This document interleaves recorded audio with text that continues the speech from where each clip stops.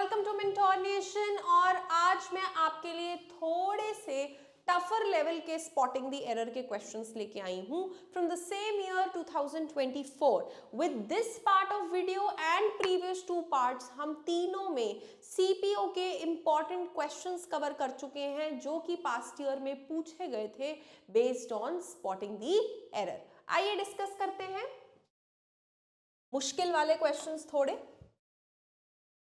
Parts of the given sentence have been underlined. One of them contains an error. वो option select करिए जिसमें grammatical error है. Now due to some printing some issue ये underlined नहीं है. I'll just underline for you guys. Wait a second. These are the specific. पहला underlined ये है. The second underlined is its unique style and technique deserved recognition. And the third is from the art community and the public alike. ये इसके तीन underline segments हैं. अब आप ढूंढो कि एरर किसमें. आइए अब रीड करते हैं. The art historian argued, जो आर्ट हिस्टोरियन था, he argued that the painting's value has been greatly underestimated. यहीं पे एरर दिख गया. अगर आपकी नजर वैसे ही है तो मैंने आपको सबसे पहले टेंस का एरर देखने बोला है.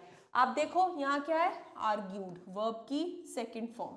यहाँ क्या है, has been.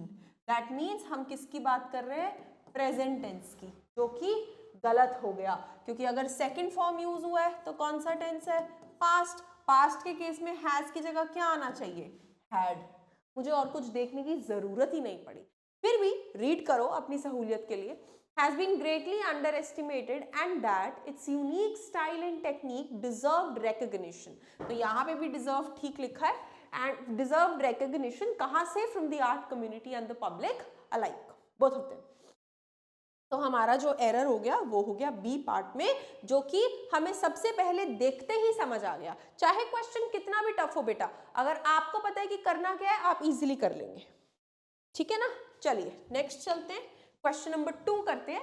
My neighbours were serious injured in the car accident. अब देखो नेबर्स क्या आ गया यहाँ पे, हमारा सब्जेक्ट. वर क्या आ गई, हेल्पिंग वर्ब.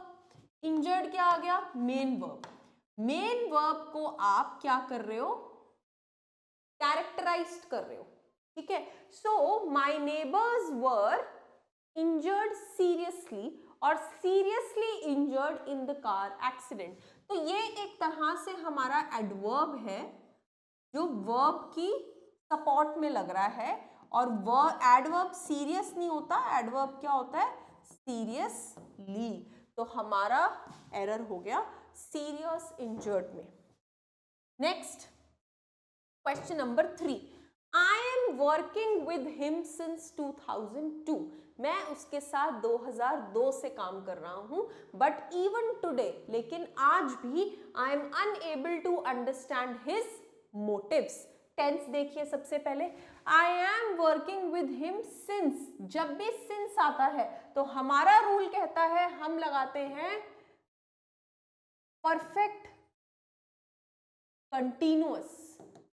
सिंस यहां आई एम आ रहा है बाद में भी, तो इसका मतलब प्रेजेंट परफेक्ट कंटिन्यूअस आएगा. तो आई एम की जगह आएगा हैव बीन, क्योंकि आई के साथ लगता है हैव. तो I have been working with him since 2002. तो मेरा आंसर आएगा I have been working with him. Okay. आगे देखिए question number 4.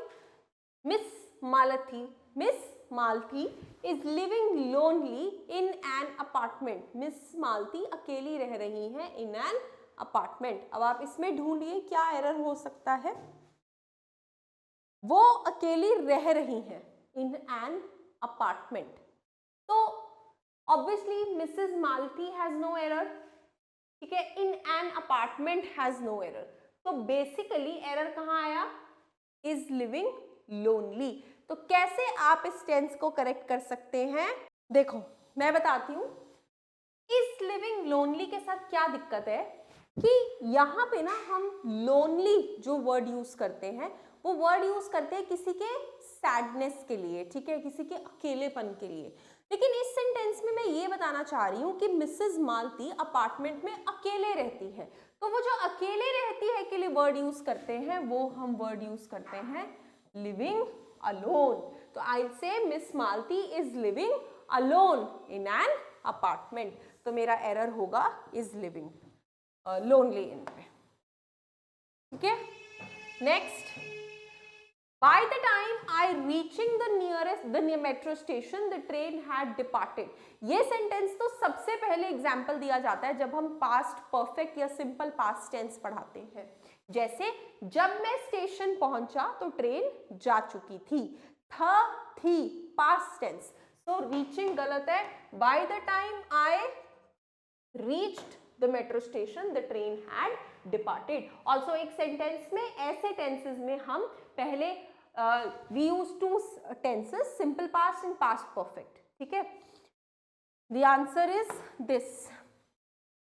next, Mr. Thomas is going to buy a horse। Mr. Thomas एक हॉर्स खरीदना चाहते हैं, तो मेरे बोलने में ही मुझे एरर दिख गया, a horse, आर्टिकल मिसिंग है, तो answer is D. My father is comparatively better today। यार मैंने आपको बताया भी था पहले मेरी प्रीवियस वीडियोस में कि जब भी हम एडजेक्टिव का कंपैरेटिव मतलब कंपैरेटिव डिग्री यूज करते हैं, जैसे गुड, बेटर, बेस्ट, तो बेटर उसकी कंपैरेटिव डिग्री है, तो वहां पे हमें कंपैरेटिवली शब्द का इस्तेमाल नहीं करना होता, क्योंकि बेटर का अपने आप में ही मतलब क्या है, इन कंपैरिजन। तो आना चाहिए my father is better today. Comparatively word यहाँ पे गलत इस्तेमाल हुआ है, बिकॉज बेटर ऑलरेडी कंपैरेटिवली के लिए ही है, ठीक है ना।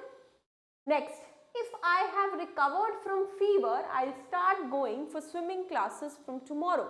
अगर मेरा बुखार उतर गया मैं कल से स्विमिंग क्लासेस जाऊंगा, ठीक है ना। हैव रिकवर्ड का मतलब होगा अगर मेरा बुखार उतर चुका होगा, ऐसा मैं कुछ सेंटेंस फ्रेम नहीं कर रही। सो मेरा आएगा simple present, if I recover from fever I will start going for swimming classes from tomorrow। तो मेरा आंसर हो गया बी। नेक्स्ट, ओके, बस इतने ही सेंटेंसेस थे हमारे जो कि मुझे लगा था मैं आप लोगों के लिए ला सकती हूँ, आपको पढ़ा सकती हूँ for your CPO exam which is from 9th December onwards. Thank you so much for watching my lecture guys. अभी हम next topic sentence improvement start करेंगे।